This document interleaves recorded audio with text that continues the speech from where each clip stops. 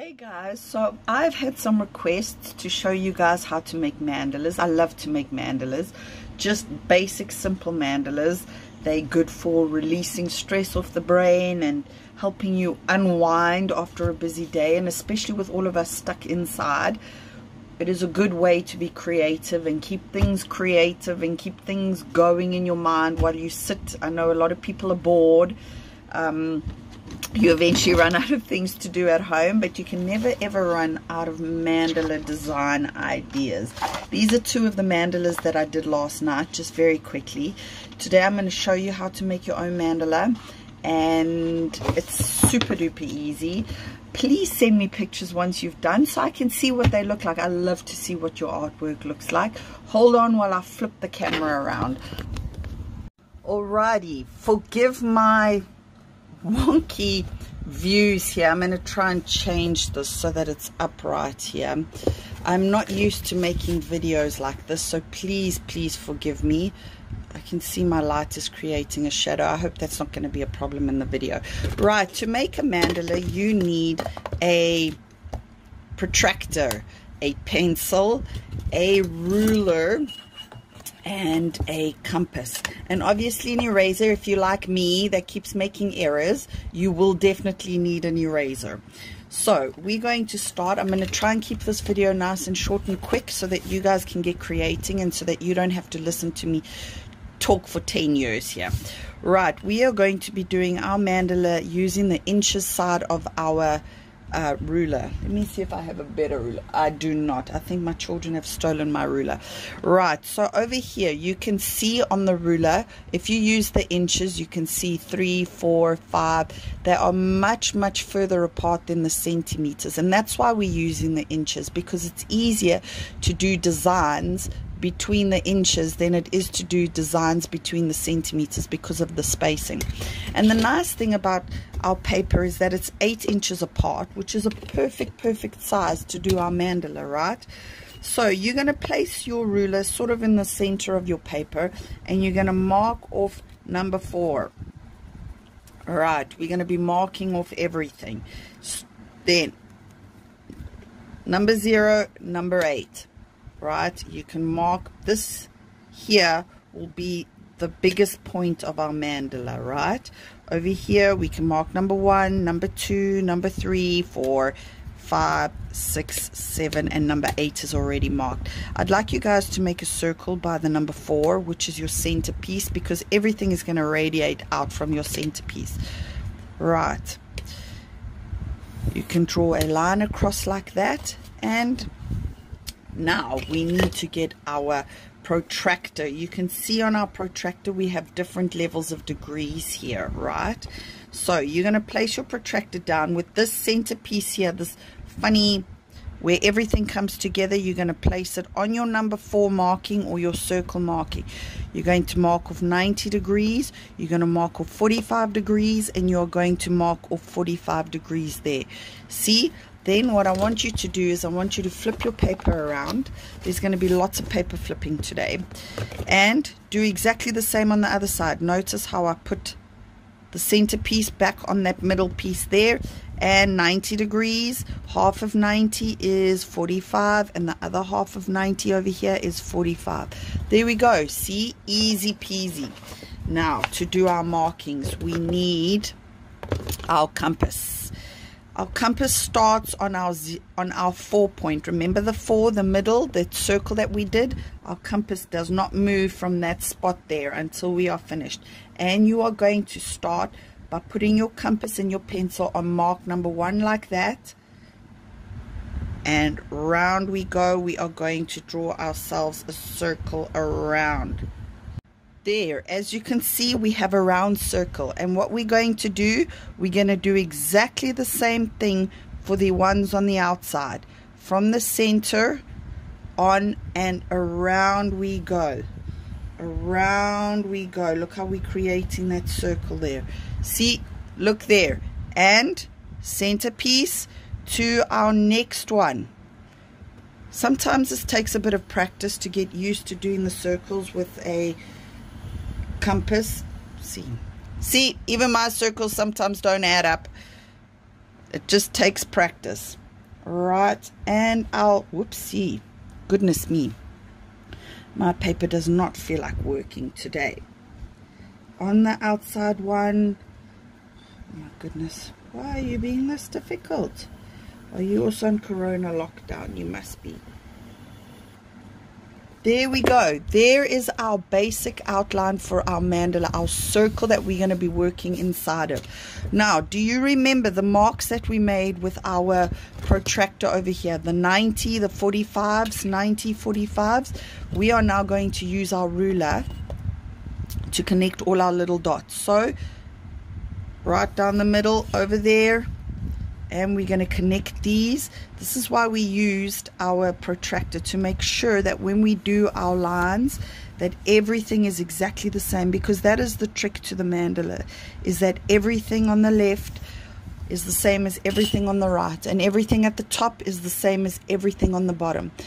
I am going to encourage you guys now to have a look at your mandala. Think of some of the things that you'd like to put in it: squares, triangles, rectangles. Think about that.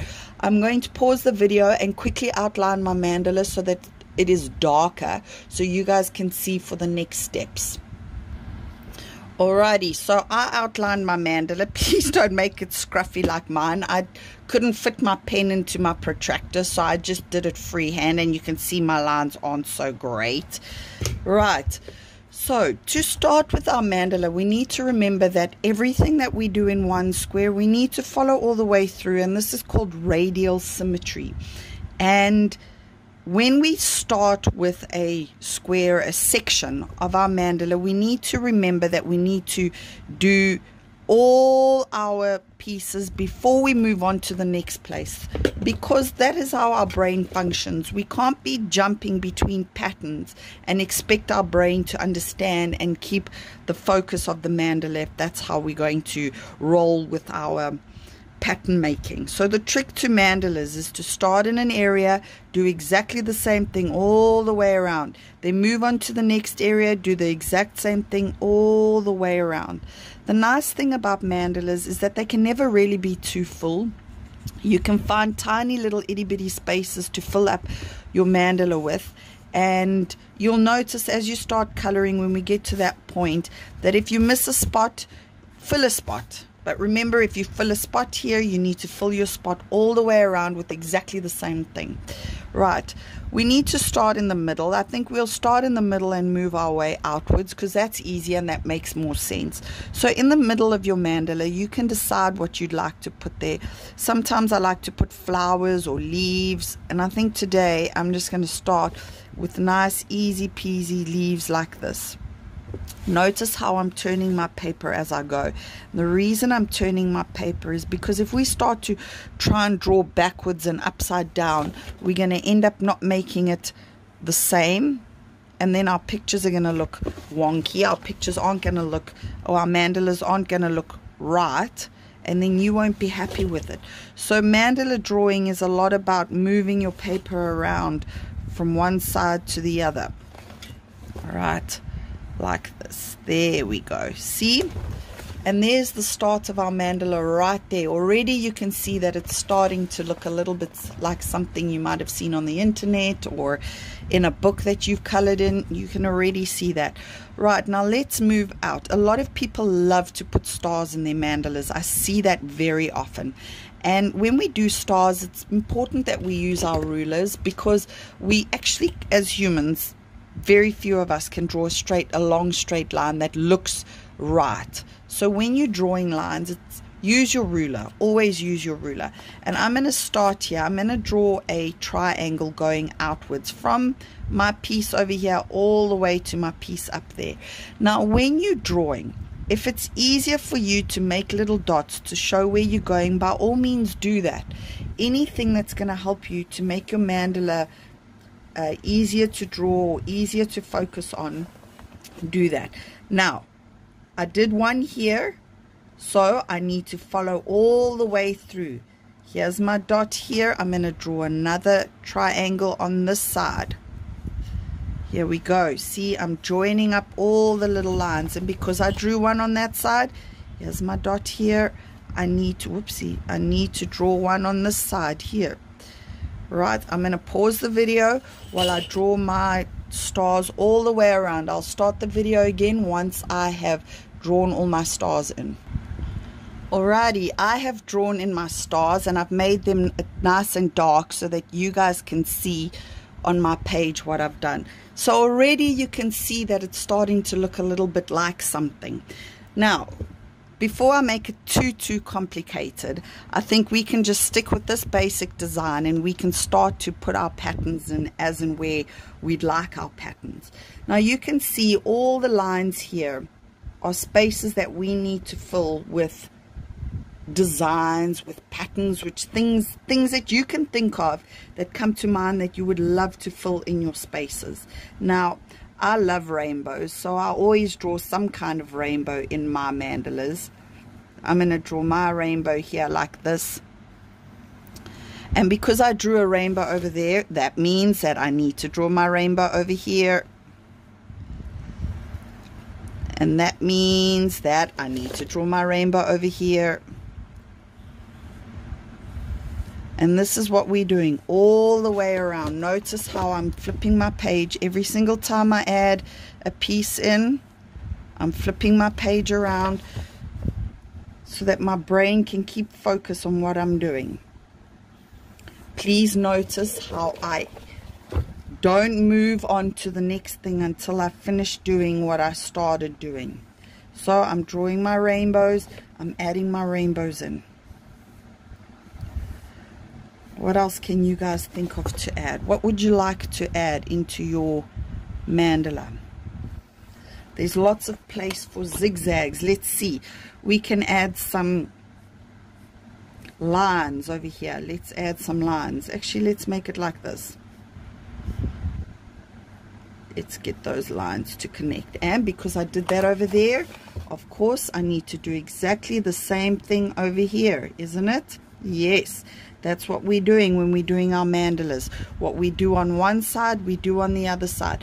Try and think of things that you can use to fill your mandala up. You can do bubbles. Bubbles like this. In fact, one of my friends, she liked the sea, the ocean seas. So we can put our seas over here. That's for her.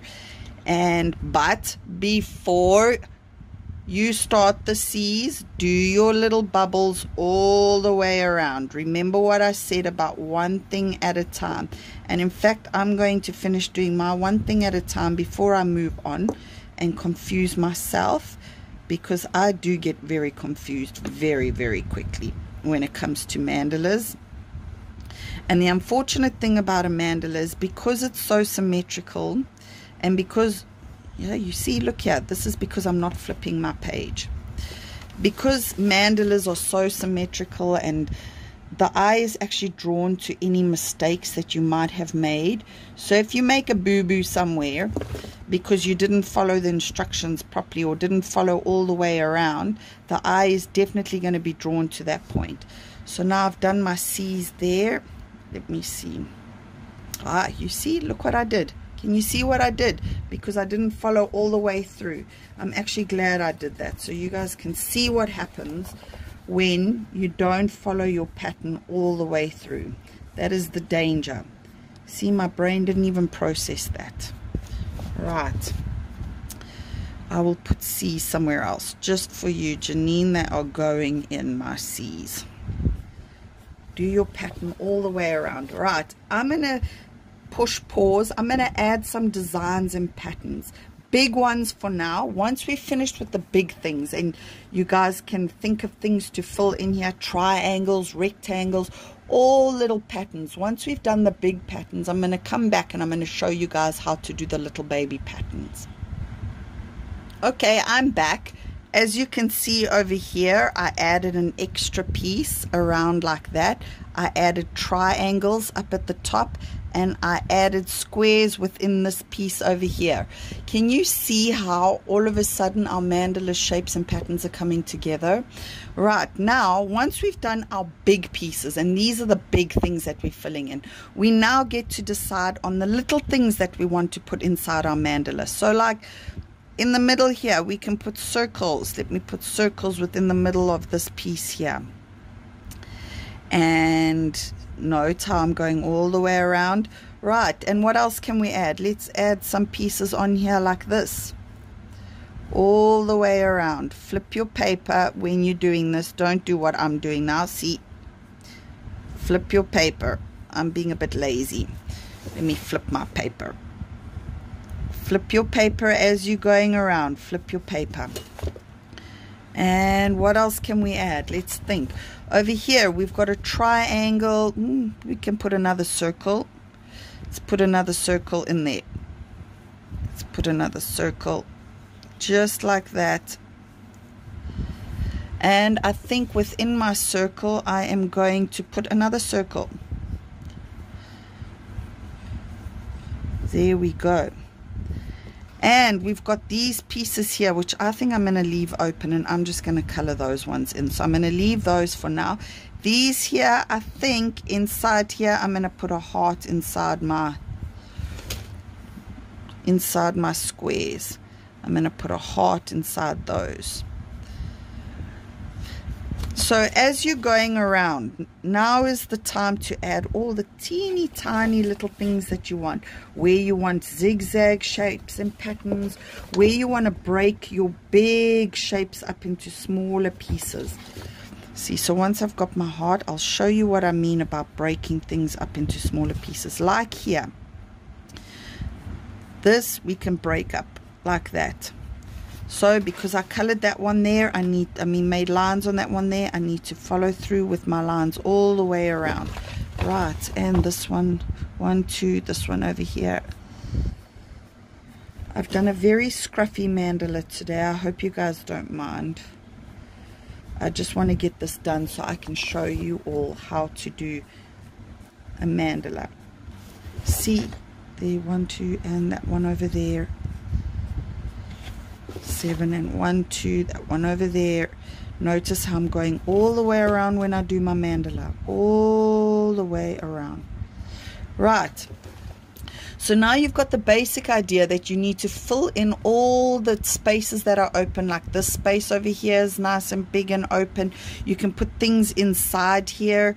You can even split them up, split it up like that even more. It's split that, oh gosh, how did I split that? There like that, and maybe there like that, and there like that, and there like that. See, you can split these up even more all the way around.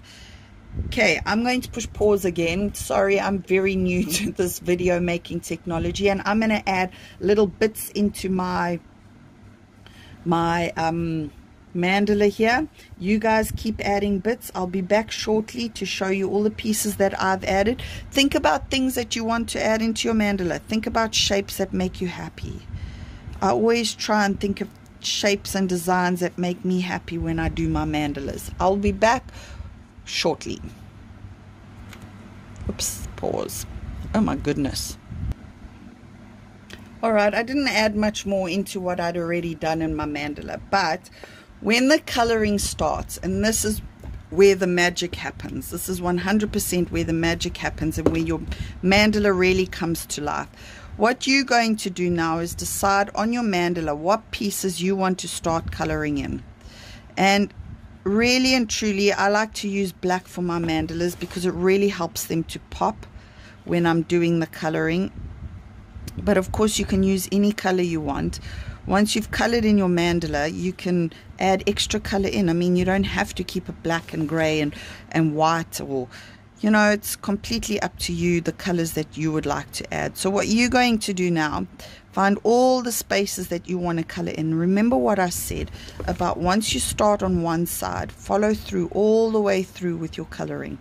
So when we did our circles, we followed through, we went all the way around. When we did our big shapes, we did all the way around before we moved on, because you guys saw earlier how I didn't do that and how I made a mistake when I put those C's in, or the little ocean, the cursive C's in. You guys saw how I made a mistake there because I didn't follow through all the way around.